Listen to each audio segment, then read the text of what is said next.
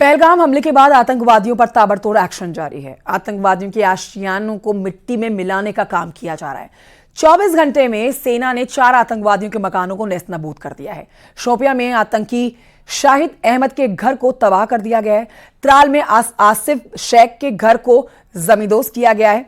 वहीं पुलवामा में भी एहसान शेख के घर और बिजबेहरा में आदिल गुरी का घर मिट्टी में मिला दिया गया है। रिपोर्ट देखिए।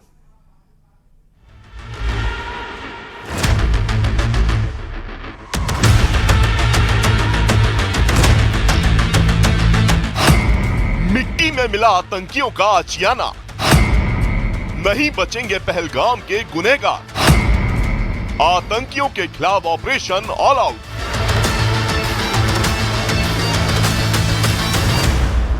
सुरक्षा बल के एक्शन की ये वो तस्वीर है जिसने आतंकियों के आशियाने पर बड़ी चोट पहुंचाई है। पुलवामा में एहसान शेख और शोपियां में शाहिद अहमद, जबकि कुलगाम में जाकिर अहमद के घर को तबाह कर दिया। इससे पहले पुलवामा के त्राल में आसिफ शेख और अनंतनाग के बिजबेहरा में आदिल ठोकर उर्फ आदिल गुरी के घरों को ढा दिया गया था। पुलवामा के मुर्रान इलाके में आतंकी एहसान शेख के जिस घर को तबाह किया गया वो पहलगाम हमले का संदिग्ध है। जैश ए मोहम्मद का ये आतंकी 2018 से पाकिस्तान में ही रह रहा था। उसने पाकिस्तान में ही हथियार चलाने की ट्रेनिंग ली थी और हाल ही में हथियार और गोला बारूद लेकर कश्मीर लौटा था।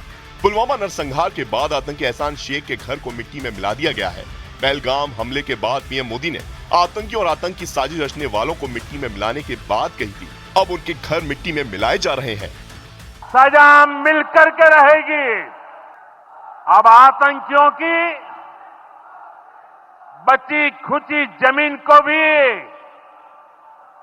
मिट्टी में मिलाने का समय आ गया है। आतंकियों के आशियाने पर दूसरी चोट शोपियां में आतंकी शाहिद अहमद के घर पर हुई। चोटीपोरा में लश्कर के टॉप कमांडर शाहिद अहमद के घर को धमाके में उड़ा दिया गया।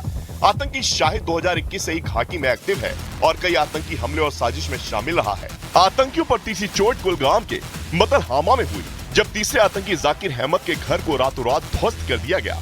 भारत पहले ही ऐलान कर चुका है कि वो आतंक को किसी कीमत पर बर्दाश्त नहीं करेगा।